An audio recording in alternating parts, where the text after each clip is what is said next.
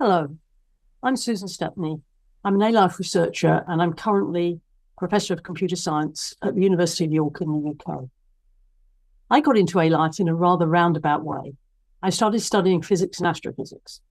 And then during my PhD, I went along to a public lecture on fractals, which were then quite new and exciting.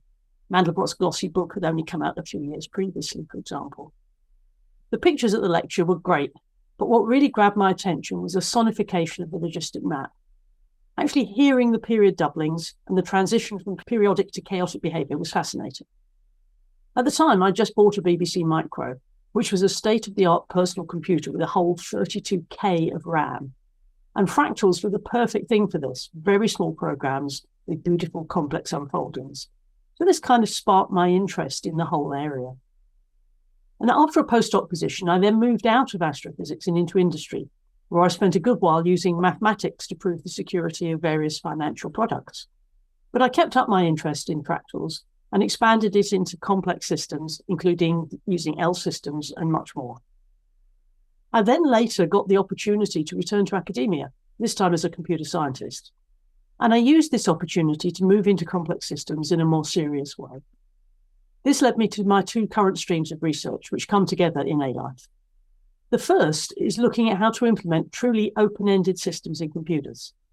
This means systems that can not only change the things, but the types of things and the types of things in the system.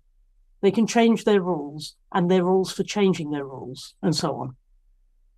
And I explore this by using a form of artificial chemistry known as an automata chemistry. We use a particular automata chemistry called string roll that evolve in little strings of assembly language computer programs. And the second stream of my research is in material computing.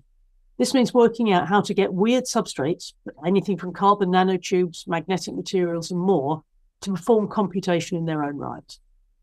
And these two streams of research come together because artificial life might be embodied in such weird materials, using them to perform the computations needed for life, and exploiting them to support an open-ended evolution to get ever more exotic forms of artificial life. One of the things I love about artificial life research is some of the surprising and unexpected findings. We start with quite simple systems, let evolution rip, and such unintuitive things can happen. For example, in string roll and other automata chemistries, parasite strings quickly evolve. They hijack the resources of their hosts so that they can replicate faster and therefore perform better. However, the hosts quickly evolve defenses against their parasites. One way to do this in an automata chemistry is to check just what code is actually being executed. The defense doesn't last long. The parasites evolve to hijack the checking code, pretending not to be parasites. And so the hosts have to evolve more complex defenses, and so on. So an arms race takes off with ever more complex defenses and counter defenses being evolved. But then we saw a case where the host's defenses were so good, they actually wiped out the parasites. And so they then evolved away their own defenses as they didn't need them anymore and could replicate faster without them. And then the parasites came back.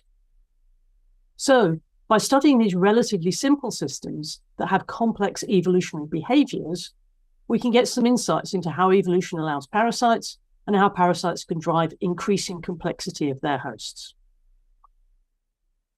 Back in the year 2000, before I'd even started studying A-Life in earnest, several researchers got together and wrote a paper called Open Problems in Artificial Life. These are all big questions, and it's probably safe to say that none of them have yet been resolved. Although certainly a lot of progress has been made, particularly in understanding just how hard some of these problems are.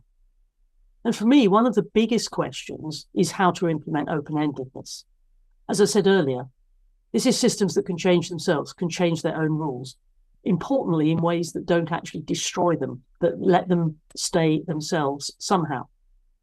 By understanding this, by understanding how systems can innovate and transform themselves, this is at the basis of understanding creativity, understanding the evolution of evolution, and understanding our ever more complex evolving social systems.